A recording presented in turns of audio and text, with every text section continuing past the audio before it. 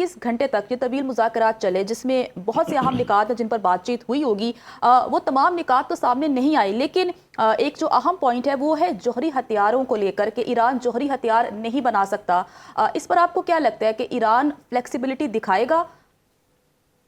देखिए, हमें आपको भी ये पता है और आप पूरी दुनिया को हम्म। पता है कि डिमांड्स कौन सी थी हम्म। और किन पे बातचीत हुई है। हम्म। और वो डिमांड्स कुछ ऐसी थी जो ईरान की सॉवरेनिटी से भी और ईरान की सेंटर ऑफ ग्रेविटी से भी लिंक करती है।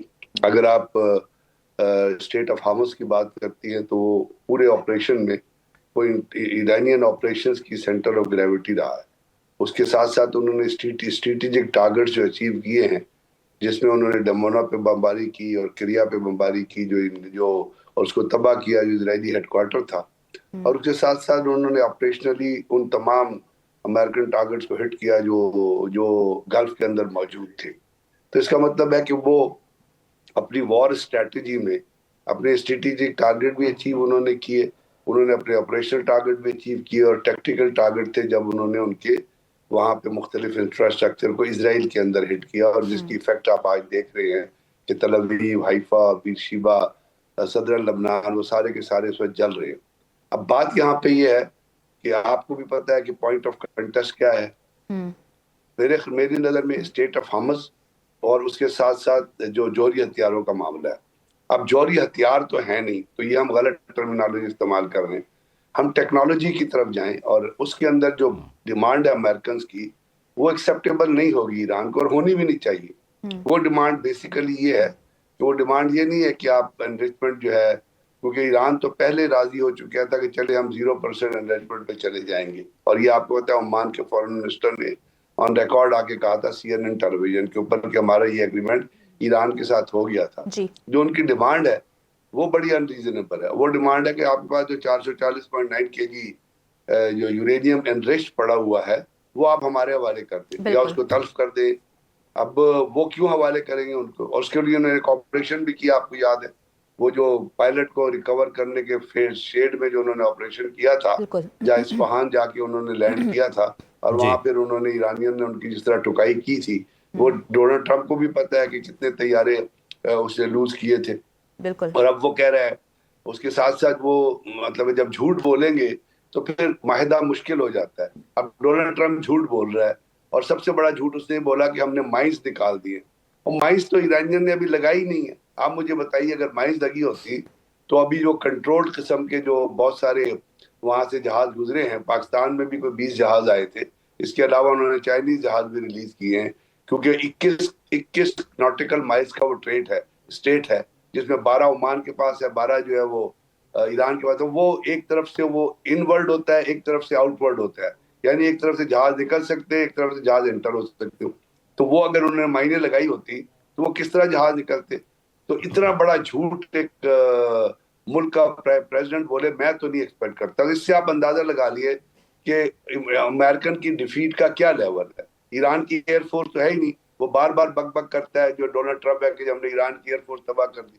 तो बात यह है कि मैंने GD वैंस का जो एक आखिरी स्टेटमेंट है उस पर गौर कीजिएगा।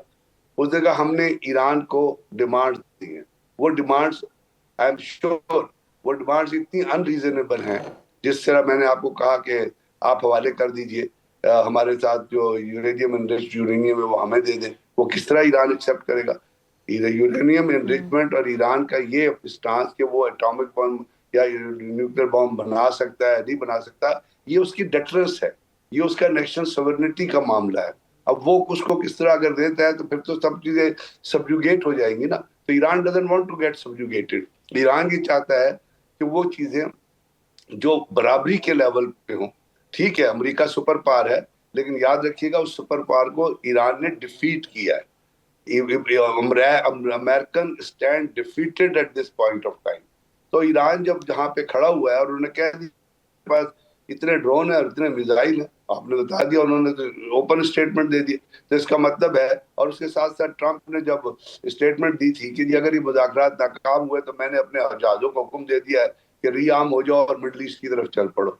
तो यहाँ से तो ये चीजें जो है ये किसी भी तरह से अमेरिकन की तरफ से ये एटीट्यूड नहीं लग रहा कि वो किसी डील में आना चाहते हैं, बल्कि वो तो इसराइल जो उनको पीछे से पंप कर रहा है, शैतान जी। याहू, वो उसकी इंडिकेशन पे और उसकी डायरेक्शन पे चल रहे हैं। तो मेरा ये ख्याल है कि उसने एक बात ये भी की है जेडी वैंस ने, हम वो भी जहन में रखेंगे कि जी अच्छी इस बातचीत हुई है।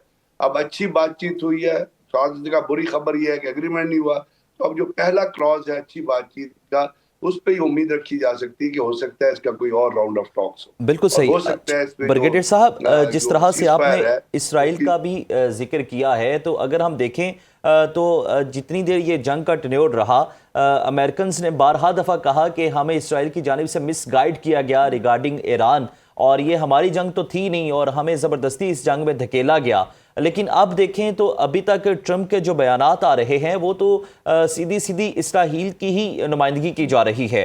तो जब तक इसराइल का जो ये नुमाइंदगी करने का सिलसिला नहीं रुकेगा तो ये माहिदा होगा कैसे? और दूसरा, जो जोहरी टेक्नोलॉजी की आपने बात की, हथियार, यकीनन ये नहीं कहना चाहिए, जब हथियार है ही नहीं तो उसकी बात क्या करनी।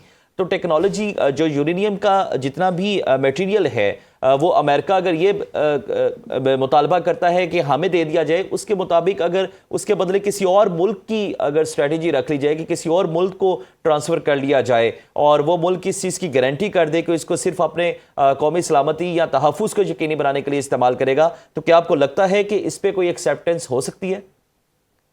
इससे पहले आपको याद है कि रशिया ने ऑफर की थी कि ये वो यूरेनियम ले लेते हैं, लेकिन उस पर अमेरिकन राजी नहीं हुए थे। उन्होंने कहा था नहीं जी। लेकिन अब अगर एक ऐसी चीज हो तो उसमें फिर आपको ये डिफाइन करना पड़ेगा कि वो मुल्क कौन सा होगा। यानी वो क्या, वो चाइना होगा, क्या वो रशिया होगा? क्योंकि साफ जाहिर है किसी खलीजी ममालिक को या किसी वेस्टर्न ममालिक को जिसके अमेरिकन से ताल्लुकात हैं, यहाँ जहाँ अमेरिकन का इन्फ्लुएंस है, उनको तो ईरान देने पर राजी नहीं होगा। इवन पाकिस्तान चूंकि एक ऑलरेडी न्यूक्लियर मुल्क है, तो पाकिस्तान को देने पे भी राजी नहीं होगा, ना अमेरिकन राजी होंगे। तो उसके अंदर दो ही चॉइसेस आपके पास बनती हैं कि उसकी गारंटी या चाइना दे दे या रशिया दे दे। रशिया के साथ अमेरिकन का जो यूक्रेन की जंग हो रही है, तो मेरा ख्याल कि रशिया को अमेरिकन नहीं करेंगे, तो मेरी नजर में फिर एक इंडिपेंडेंट कंट्री जो है वो चाइना रह जाता है, या किसी आपको एक ऐसा मुल्क तलाश करना पड़े जिसपे ईरान का कॉन्फिडेंस, तो वो कोई मुल्क नजर नहीं आता। अगर इसमें टर्किया या मिस्र है, तो मिस्र के अमेरिकन से बड़े ताल्लुकात है, टर्किया जो है वो नेटो का मेंबर है। तो मेरा ख्याल इसके ऊपर जो है एक मुश्किल फैसला है। लेकिन क्या इस पे यहाँ सोचने की बात, या क्या इस पे बातचीत हुई है? क्योंकि अमेरिकन ने अपने स्टेट, मुझे लगता है, मैं उसका हिस्सा नहीं हूँ, लेकिन मैं डोनाल्ड ट्रंप की टोन से और जेडी वैंस के यहाँ आने से समझता हूँ कि उन्होंने एक स्टेट डिमांड दी होगी कि आप वो जो यूरेनियम है वो हमारे हवाले कर दे। तो ईरान तो उनके हवाले नहीं करेगा, या वो कहा होगा कि आप उसको तल्फ कर दे। अब आप उसको तल्फ करते हैं या उसको डिस्ट्रॉय, तो उसको भी एक बड़े लंबे प्रोसेस से आपको गुजरना पड़ता है। उसके ऊपर बहुत सारी ऐसी चीजें हैं जिसमें फिर आईएई के रिप्रेजेंटेटिव जो हैं वो इन्वॉल्व हो जाएंगे। तो इसमें भी है, इसमें क्या बातचीत, अगर उन्होंने कहा है कि हमने पॉइंट छोड़े हैं, अगर ऐसा कोई पॉइंट छोड़ा है, क्योंकि इसके ऊपर क्लैरिफिकेशन तो नहीं है ना मुझे और आपको कि क्या पॉइंट छोड़े हैं। अगर कोई ऐसा पॉइंट छोड़ा है और उस सामने आता है, तो फिर हम ये देख सकते हैं कि क्या वो ईरान को एक्सेप्टेबल होगा या नहीं होगा।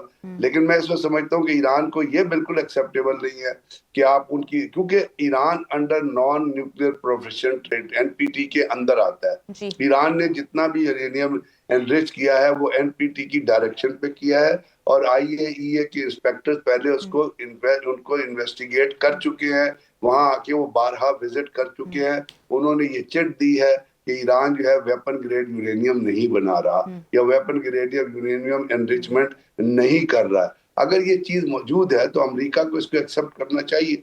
वैसे तो अगर आप देखिए ना, एक एक रूसी है एक बहुत बड़ा अदारा है जो डिफेंस के ऊपर रिपोर्ट करता है, और उसने उसकी लेटेस्ट रिपोर्ट, अगर रसी की आप लेटेस्ट रिपोर्ट उठा के पढ़े, तो उसमें उन्होंने बड़े क्लैरिटी से कहा है कि जो अपना इनकी फिरदौस की जो कैपेसिटी थी, ये है अपना बुनियादी में रॉयल यूनाइटेड सर्विस इंस्टीट्यूट, ये लंदन में है। उन्होंने कहा कि जो इसकी थी फिरदौस की जो कैपेसिटी थी यहाँ पे ईरान के पास जो थी, वो उन्होंने जब हिट की थी तो 30% हिट हुई थी, और जो नताज था उसकी जो कैपेसिटी हिट की थी वो कोई 60-70% हिट हो गई थी। तो अगर वो हिट हो गई थी, और पहले आपको याद है कि डोनाल्ड ट्रंप ने बयान ये दिया था कि जी हमने तो ईरान का न्यूक्लियर कैपेबिलिटी तबाह कर दी है, हमने वहाँ बंकर बस्टर बम मारा है, 2000 पाउंड का बम मारा है। अगर वो बम मारा है और कर दी, तो फिर तो ईरान अमेरिका का मुतालबा ही बड़ा नाजायज है कि जब आपने तबाह कर दिया है तो फिर तो ईरान तबाह हो गया ना। फिर आप क्यों ये कह रहे हैं, साथ साथ आप कह रहे हैं हमने ईरान का हर कुछ तबाह कर दिया।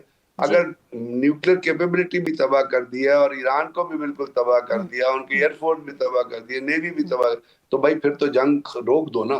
फिर तो कह दो जी हमने ईरान को तबाह कर दिया, we are getting out of that war. You are saying कि आपने ईरान को तबाह कर दिया, न्यूक्लियर कैपेसिटी भी तबाह कर दिया, उसके बावजूद आप जंग जो है वो परमानेंट बंद नहीं करते बल्कि सीज फायर पे जाते हैं। इसका मतलब दाल में कुछ काला है ना।